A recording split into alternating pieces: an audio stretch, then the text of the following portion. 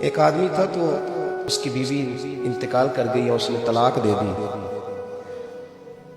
10-11 سال کا اس کا بیٹا تھا. اس نے دوسری شادی کر دی. ایک دن اپنے بیٹے سے کہنے لگا بیٹے وہ سگی اماں ٹھیک تھی یہ والی ٹھیک ہے؟ تو بیٹا کہنے لگا ابا جی یہ ٹھیک ہے. وہ سگی امی جھوٹ بڑے بولتی تھی.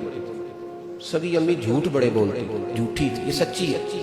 اس نے کہا بیوقوف تیری ماں جھوٹی تھی. اس نے کہا ابا بڑی. کہا کس طرح؟ کہنے لگا ابا جی میں نا کبھی آپ کو پتا میں شرارتی ہوں, کبھی میں شرارت کرتا تھا نا کوئی برتن توڑ دیتا تھا تو میری سگی اماں مجھے تھپڑ مار کے باہر نکالتی تھی. کہتی تھی میں تالا لگاؤں گی باورچی خانے کو, تجھے ساری رات روٹی نہیں دے گی, تو آج بھوکا ہی رہے گا. بالکل نہیں دینا, ساری رات نہیں دینا. بڑے دعوے کرتی تھی, قسمیں اٹھاتی تھی, پر بڑی جھوٹی تھی. آدھا گھنٹہ بھی نہیں گزرتا تھا تو گلیوں میں مجھے ڈھونڈنے لگ جاتی تھی اور لا کے نا غلطی میری ہوتی تھی, رونا میری اماں شروع کر دیتی. میں اوے مینوں نہ ستایا کر وے پترا. پھر میری مرضی کا کھانا مجھے پکا کے دیتی, میری مرضی کا. اور پھر میری اماں مجھے تحفہ بھی دیتی تھی. ابا جی وہ جھوٹی تھی, پہلے کہہ رہی تھی ساری رات نہیں دینا, اب آدھا گھنٹہ. یہ بڑی سچی ہے جواب آئی ہے. میں شرارت کرتا ہوں تو تھپڑ مار کے نکال دیتی ہے, کہتی ہے روٹی نہیں دینی. پھر میں ساری رات رو کے گزارتا ہوں پر نہیں دیتی. یہ سچی ہے, وہ جھوٹی تھی. تو ماں کے درد کو کیا سمجھے؟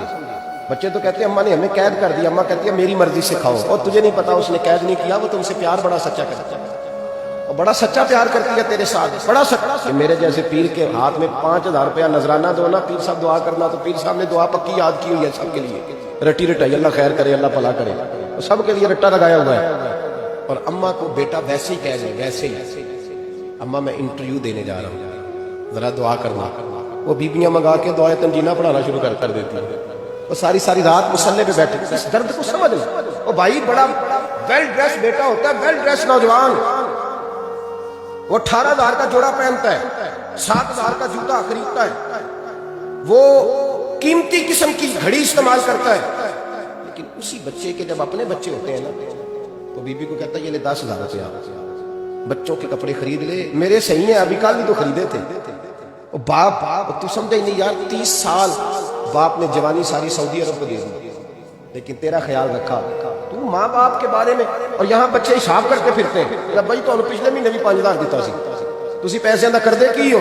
ماں باپ سے حساب کرتا ہے. تو ماں اور باپ یہ تو حسن ہے زندگی سے, یہ تو وقار ہے انسان.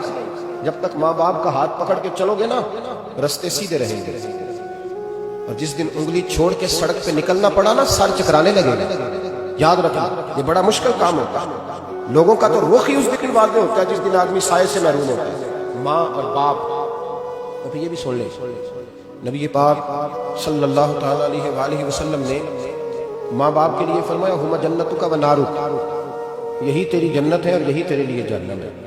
اگر یہ راضی ہو گئے تو تیرے لیے جنت ہے, ناراض ہو گئے تو چاہے تو 100 پیر کے مزار پہ حاضری دے گا, لیکن جب تک ابا راضی نہیں اتنی دیر تک اللہ راضی. یہ حدیث پاک ہے, حضور نے فرمایا جس کے والد راضی اس کا اللہ راضی, اور جس کا باپ ناراض اس کا اللہ. ہاں بے شک یہ حدیث ہے نا.